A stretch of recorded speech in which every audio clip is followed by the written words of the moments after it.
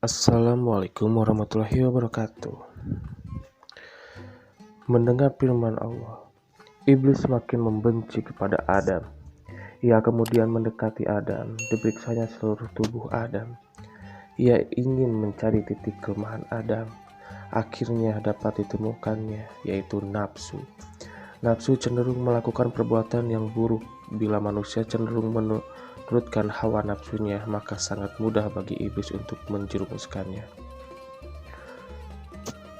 Allah kemudian mengajarkan kepada Adam nama-nama benda yang dilihatnya. Dengan demikian Adam mengetahui nama-nama benda yang ada di bumi. Itulah pengetahuan pokok yang nanti diperlukan untuk mengatur dan memelihara bumi.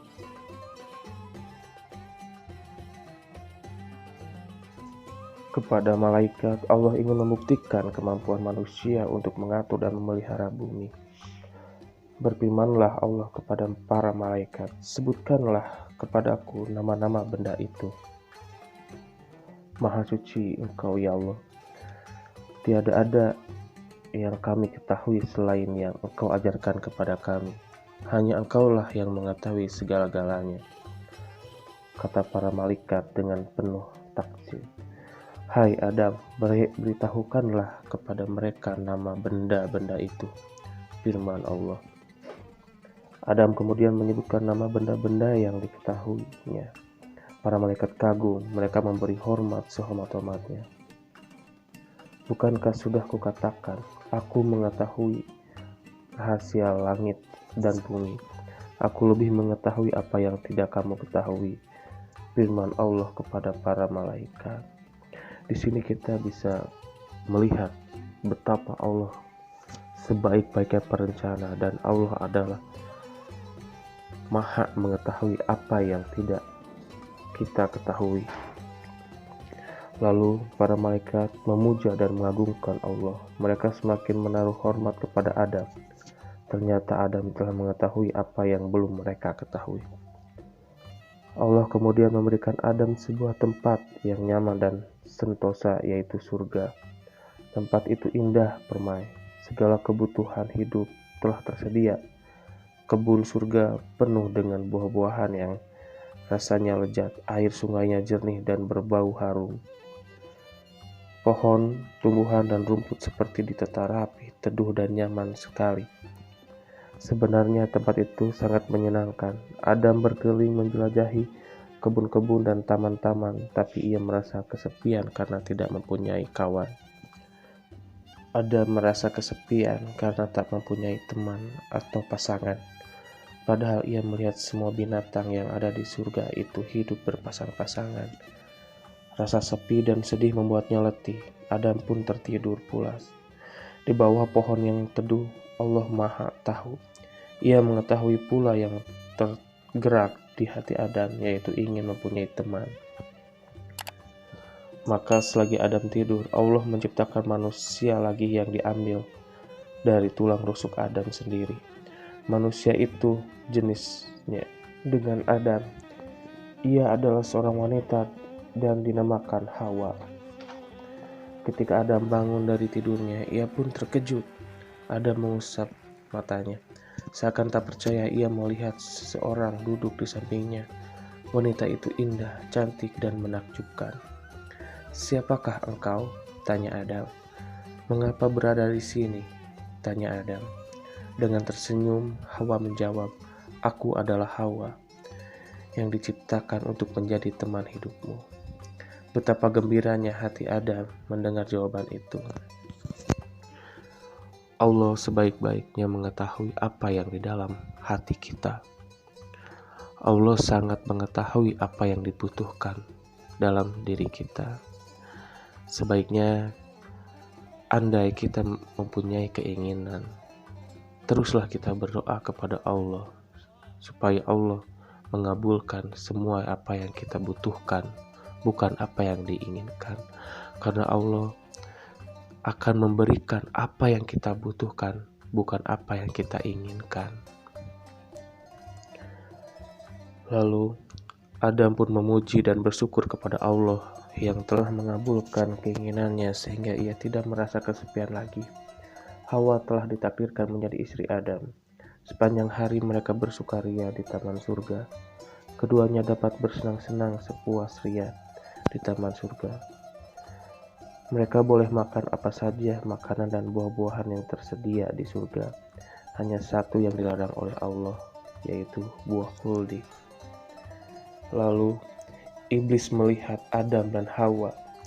Iblis pun mencoba mencari celah untuk dapat menyesatkannya.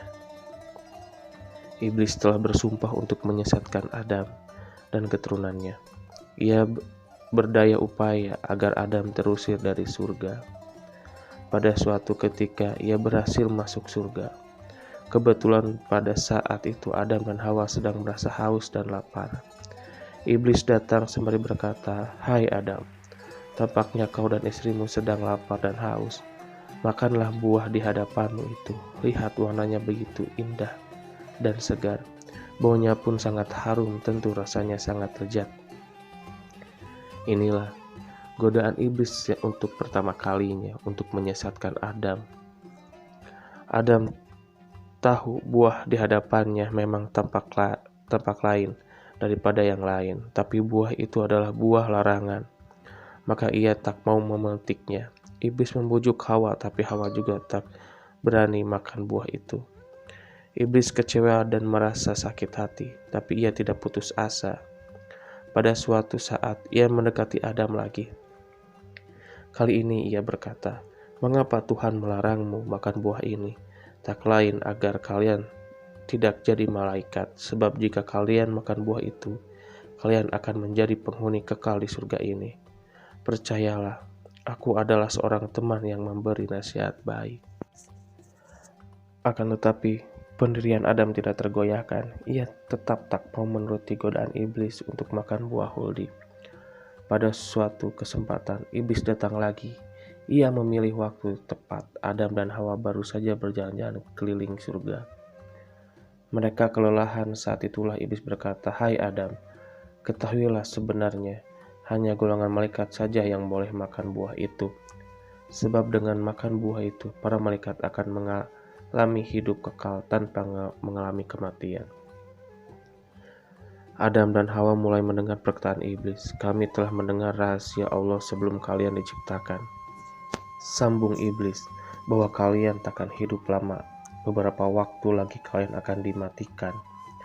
Nah, jika kalian ingin hidup kekal, abadi, di surga ini, makanlah buah itu. Rasanya sungguh lezat, tak ada duanya di surga ini. Sungguh bodoh jika kalian tidak mau menerima nasihatku ini."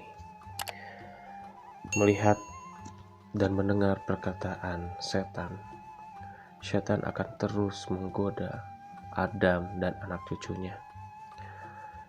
Apapun yang dikatakan setan, alangkah baiknya kita tidak mendengarkan mereka, karena di Al-Quran sudah jelas apa saja yang dilarang oleh Allah. Hawa yang lemah hatinya kemudian menghampiri pohon buah khuldi dan memetik buahnya. Pada saat itu Adam dan Hawa sedang merasa lelah, haus dan lapar. Terlebih setelah mendengar ucapan iblis, Hawa buah khuldi itu rasanya paling lezat di surga. Keduanya pun lupa pada peringatan Allah. Keduanya lalu memakan buah itu. Rasanya memang lezat hingga keduanya lupa pada larangan Allah. Allah mencela perbuatan mereka dan berfirman, "Bukankah aku telah melarang kamu berdua mendekati pohon itu? Dan aku katakan padamu, sesungguhnya setan itu adalah musuhmu yang nyata." Adam dan Hawa sangat menyesal, terlebih setelah memakan buah itu. Aurat mereka terbuka, maka berlarian ke sana kemari, sembari menutupi auratnya. Dengan dedaunan surga, mereka sangat malu dan takut mendengar firman Allah. Namun akhirnya Adam dan Hawa sadar bahwa mereka tak mungkin dapat menyembunyikan diri dari hadapan Allah yang Maha Tahu. Dengan tertunduk malu menyesal atas dosa yang telah dilakukan, Adam berkata, "Wahai Tuhan kami telah menganiaya diri kami sendiri dan telah melanggar perintah-Mu karena terkena bujukan iblis. Jika Engkau tidak mengampuni kami dan memberi rahmat kepada kami, niscaya pastilah kami termasuk golongan-golongan yang merugi. Demikianlah penciptaan Adam dan Hawa. Sebaik-baiknya kita hidup di dunia hanya mengikuti ajaran yang sangat benar, yaitu ajaran Islam. Karena ajaran Islam adalah sebaik-baiknya agama di dunia ini. La ilaha illallah. Hanya Allah lah yang pantas kita sembah, karena Allah maha segalanya. Barang siapa yang mengaku Tuhan, akan tetapi dilahirkan, itu pasti bukan Tuhan. Karena Tuhan itu kekal dan tiada bandingannya. Semoga kita semua dapat dirahmati oleh Allah dan dapat dilindungi oleh Allah dari godaan setan. Karena setanlah musuh yang nyata dalam hidup kita. Jangan lupa like dan subscribe dan tunggu video berikutnya. Karena dengan like dan subscribe, Anda telah membantu channel ini. Semoga Allah pun membalas bantuannya dan memberikan jodoh yang baik seperti Hawa kepada Adam. Sekian dari saya. Wassalamualaikum warahmatullahi wabarakatuh.